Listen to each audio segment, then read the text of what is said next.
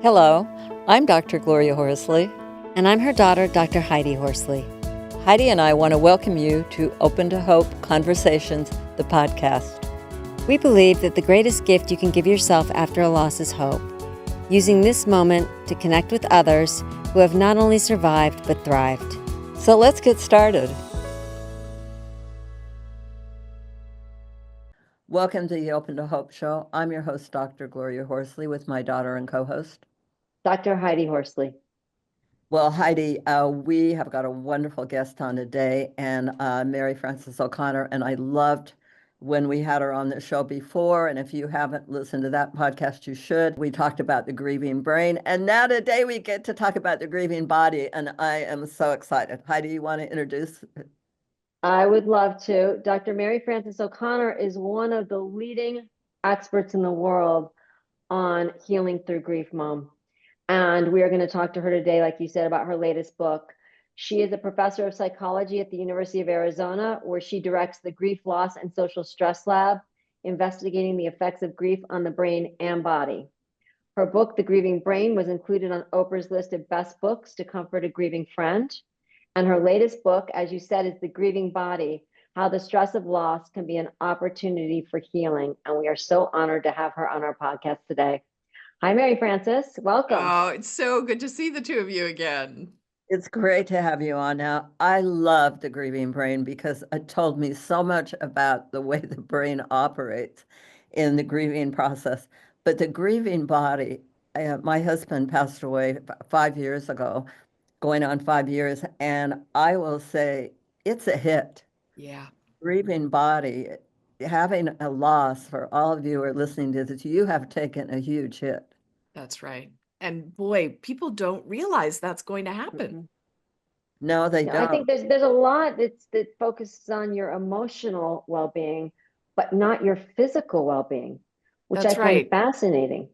And every emotion, of course, is physical as well, right? Like Right. we experience emotions in our body. And so there's necessarily physiology.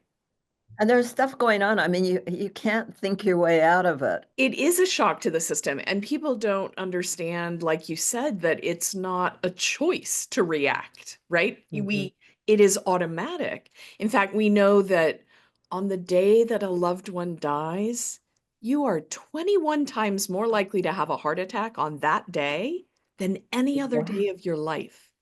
21 times more likely. Isn't that just a crazy That's statistic? amazing. I had no idea until right now. Yeah. That's And absolutely incredible. And so we know that it's an automatic, this is within 24 hours. So it's an automatic process. Now, the good news is, of course, that's still very low rates of heart attack. And we're shockingly resilient human beings. And so even though this loved one is amputated from us, we do actually find a way to regulate our physiology again, but it takes a very long time. And Mary Frances, I love that you said amputated from us, because you already know this. I hear people all the time saying it feels like I lost a limb Yeah. when somebody dies. And, they may not be far off. We are doing an MRI study right now, a brain study.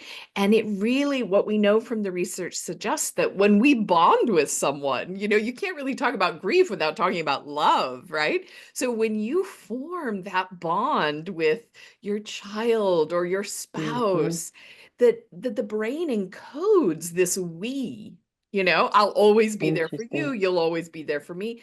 And then when that person is gone, it does feel like they've been amputated. Well, think about how the body has to heal after an amputation. It takes time. We have to rewire our understanding of where our body ends and the world begins again. And so I think that the way we can think about it as a metaphor, but we also know that there are physiological changes that then regulate again over time in heart rate and blood pressure and so forth. So part of it we're talking about is the endocrine system, right? Yeah, that's Talk right. about that a little bit, because that's the cortisol and, oxytocin, which is for women, the milk letdown when they have a baby and that love in the baby's clothes, that oxytocin, those endocrine system changes, doesn't it? You've got it, Dr. Horsley. You can tell So, she has a nursing background, Mary yeah, Frances. you can tell, right? Because I'm like, wait, I'm lost. So that's exactly right. It turns out that our motivation to be with our loved ones, to do anything to get back to your child if they've wandered off, or to come home at night at the end of work so you'll be with your mate. Um, those behaviors are motivated by these really strong hormones in our body: oxytocin, dopamine, and, as you said, cortisol, which we think of as a stress hormone. And it does rise when we are stressed. And we know that in bereavement, research in my own lab and other labs shows that it's increased in the first months after the death of a loved one. But what's important is that it's increased because for a time we are still trying to find that person, right? It just because they are missing doesn't necessarily mean we fully understood that they're not coming back. Well, And I think that was the yeah, hard part. When my brother died, he was yeah, only 17, yeah, and it was sudden, and I looked for him for a long time. that's And I knew right. he was gone, but I kept Yep. trying to search for him, and I would see people that kind of look like him, and my heart would skip a beat because I was like, that's him. Yes. And notice So, what you said, your heart would skip a beat. Right? Mm. So the mhm, reality is that as we're in this process of still searching, still picking up the phone to call them, and, still yeah, picking out the birthday card because their birthday's coming up, and as we're doing each of those things, our physiology is going through them. Our body is going through trying to do the thing that makes sense, and then remembering and having this wave of grief, which is stressful for the mhm, body as well. Every time you realize again, yeah. oh, they're not coming back, our body reacts. Mhm. Well, talk about why the social connection is so important, because one of the things that Heidi and I often talk about is peer support, how important, and even the closer you can get to somebody who's had the same experience, it seems to be even a stronger response. That's right. It turns out that we are very social mammals. And, I think of it this way because it's a time also when relationships can be very tense. It can Mhm. feel like no one can understand what I'm going through. No one has lost the person that I've lost in the way that I've lost them. And that's okay. That's part of the natural reaction as well. There's this sense of protest. This is just wrong. This shouldn't be happening, right? But it turns out that we also need other people to help regulate our physiology during this risky time, right? During this time when our body isn't operating the way we're expecting it to. And so it turns out that those hugs, right? It turns out that feeling close to someone who's maybe lonely for their own person, right? It's not the same experience, but there can be a shared experience of grief and loneliness. And that connection helps our brain to remember, oh, there is a way to be in the world even without my loved one. Mhm. Mhm. So it's a learning process, isn't it? That's exactly it. And Mhm. we forget that the body has to learn as well as the brain, right? So the body has to learn, oh, when I go to bed at night, I don't get that text to say goodnight from my Mhm. loved one, or I'm not with the smell and scent and sight of my loved one next to me in bed. And your body has to figure out, how do I fall asleep? That's going to take a Interesting. long time for your body to figure out, how do I learn to do this? How do I learn to be hungry at mealtime? How do I learn how to come home to an empty house and still believe that I had a meaningful day? Wow, that is I love this. This is really a, it's such an identity loss. It is. It How do is. I learn to cook for one? How do I mean, I hear a lot That's of it. people saying one of the hardest times is at night when it gets really quiet Yeah. and you're sitting there and there's nobody to talk to about your day or your life, or that person is gone. Yes. It's just a reminder. And loneliness is a real issue often for people. But it's interesting, acute loneliness, we think of it, we've in our society right now, it's like loneliness is a flaw or something. It's like feeling lonely makes you feel like you're broken. But Mhm. think about it this way, and I'm guilty of it too. I'll sit on my couch and think, oh, why do I feel this way? Why don't my friends reach out? And I'm so lonely. But you know what? I never sit on my couch and think, I'm so hungry. Why do I feel this way again? Mhm. I just get up and go get something to eat, right? Yeah. It's just a cue because we need other people like we need food and water. And Mm. and I'll even, I know I'm going to be hungry this week. I'll make a grocery list. I'll plan Yeah. what I'm going to eat. And so if you think about that in terms of friendships, in terms of family, then thinking, what am I going to do this week that will bring me in contact, bring me in touch with people that I care about? Then on Tuesday night, when you feel really lonely, you can think, yes, I do feel lonely, and this is awful, and have a little self-compassion. But you can also think, I have that Wednesday coffee date that I made, and I'm looking forward to that even while I feel lonely right now. I love that. We had a guy on one of our podcasts who his wife died, and he got his friends. It was Abel Keough, actually, and he got Mhm. his friends to help him finish a house Yeah, he's been working on. And then that's we had right. another gentleman on who had friends come over every evening and play ping pong. That's it. I Exactly. love that. Married the Moving your friends body. who came over to Yes. play ping pong. That Well, and that's what and I was going to that's ask you. yeah. What do people need to do for their bodies? I mean, you said plan social things. What else do they Yeah. need to do after a loss? One of the things I think that makes sense, but we forget, is that while we're caring for someone who is terminally ill, quite rightly, we're spending all our attention and time on that. And we sometimes neglect our own health care. And Hmm. so, because we know this is a medically risky time, it's important to get our regular medical checkup. How long has it been since you had your teeth cleaned, or you had your mammogram, or you went in just for your regular doctor visit? Because they will take your blood pressure. They'll do a regular blood draw to see if everything is looking normal. And if it's not, then that can be something we intervene on. But it is both true that having physical symptoms while we're grieving is totally normal.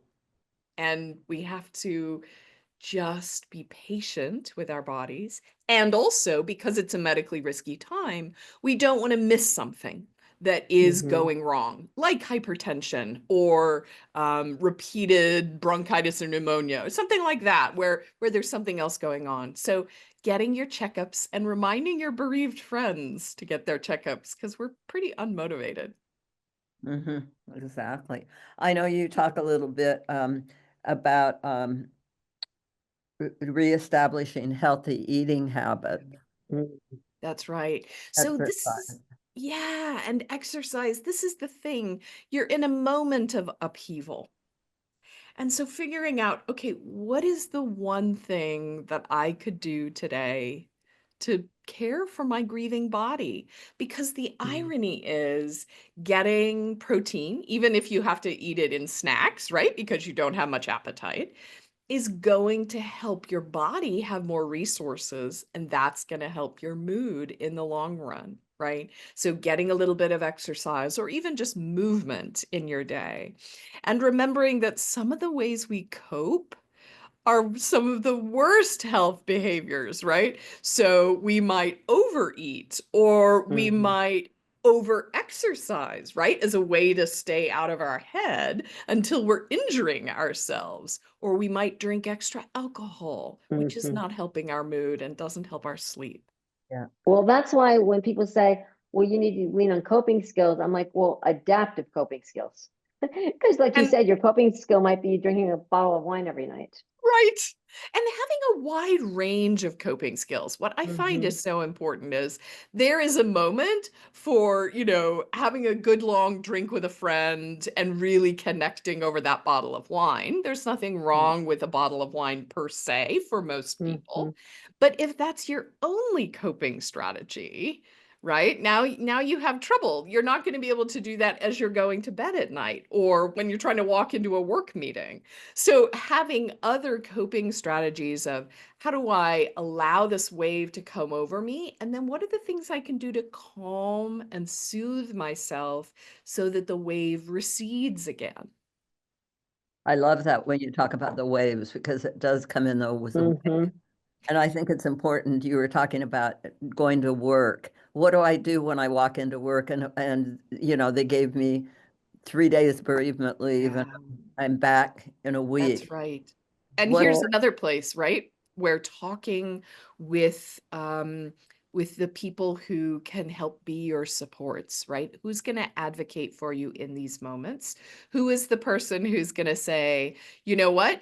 You take half an hour, you go to have a cry, right? Out in your car or at lunch or whatever you need to do. I will fend off the people in the office until you come back, right?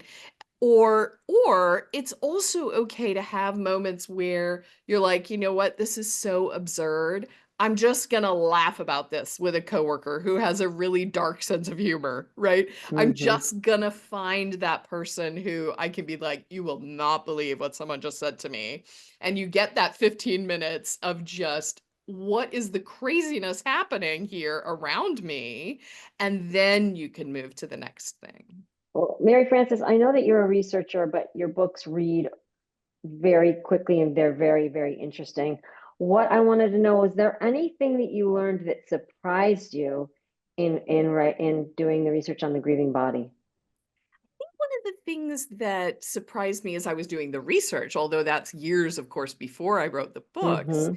was, one of the things we see is that in the first few years after the death of a loved one, we have what we call an increase in all cause mortality and morbidity. So that means that all of the different body systems, right? People have increased rates of flu, they have increased rates of cancer recurrence, they have, right, and stroke. And you think, well, how can that be physically? That doesn't Mm-hmm. make any sense, right? All those different systems being impacted. And one of the things we found was that inflammation on average goes up in people who are bereaved. And so what that means is, if you have rheumatoid arthritis, that means your joints hurt more. If you have asthma, that means it's harder to breathe. Right. Mm-hmm. So it depends. The body you walk into that loss experience with is going to be the predisposing factor, likely, for where you experience the difficulties that you're having. And so finding it makes sense that your body is reacting in this specific way, but more importantly, how can you listen to it, be kind to it, and try some things, but then pay attention to what actually works, what actually makes you feel better. Mhm. You I know, love it. there's agitated depression. I wanted to talk a little bit about exhaustion. I think sometimes bereaved people don't really realize they're exhausted because they're so agitated. That's right, exactly. So it's interesting. We call this protest and despair.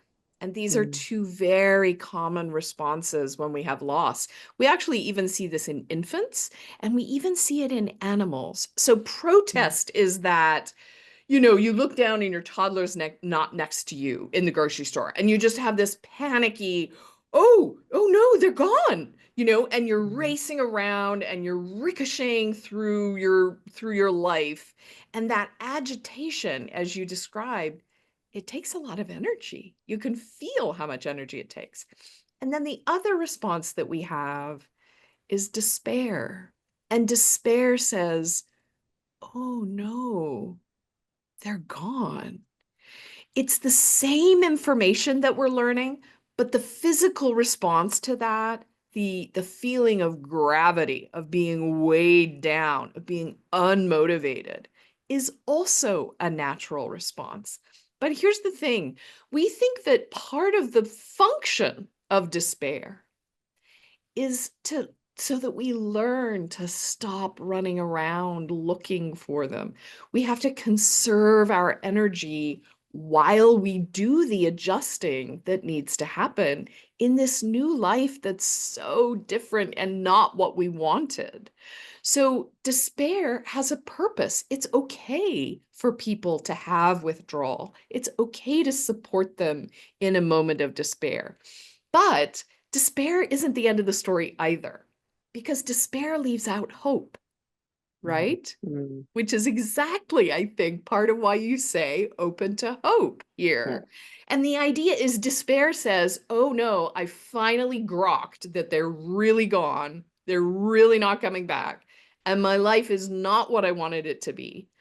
But it doesn't know yet. We don't know yet. It doesn't mean I will feel like this forever.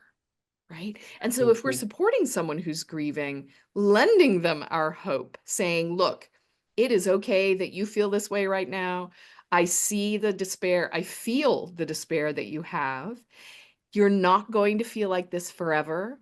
And I will just be here with you till we figure it out. I don't know what it's going to look like. You don't know what it's going to look like, but I will be here until we figure it out. So stay where you are right now. That's just fine.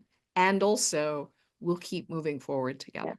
I love this, Mary Frances. And, you know, it's such a hard lesson for people, especially when you're teaching people how to be therapists, because there's not a quick fix. No. Taking the journey together and being there to support someone is the work that you're doing. That's what it looks like. Yep. You know, we can't, to fix it would be to bring Scott back in the room and have him living. And that's not going to happen. You can't do that for me. No. Nobody can. So how do we, you know, learn to live our lives now, find our new normal, and have someone with us supporting us along the journey. That's right. Building a life around the grief, not instead of the grief. Mm-hmm. I love it, Mary Frances O'Connor, and walking the path with people, and you do that. You're a fabulous person, a fabulous researcher, and your books are so amazing. Could you tell people where to get your books, and if there's anything else you want them to know?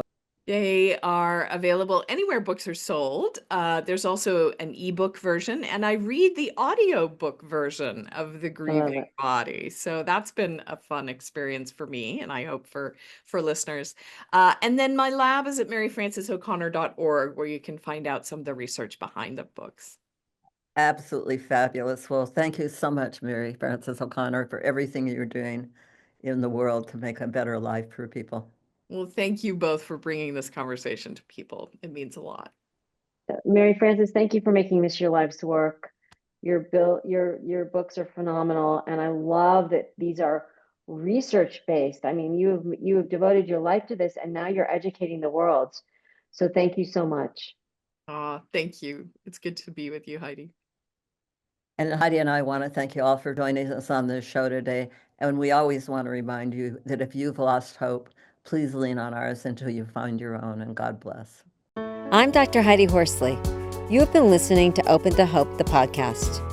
You can follow Open to Hope on Facebook, Instagram, and Twitter. To learn more, visit us at opentohope.com and go to Apple Podcasts to subscribe. I'm Dr. Gloria Horsley. Join us again next week for another Open to Hope conversation, where we invite you to lean on our hope until you find your own.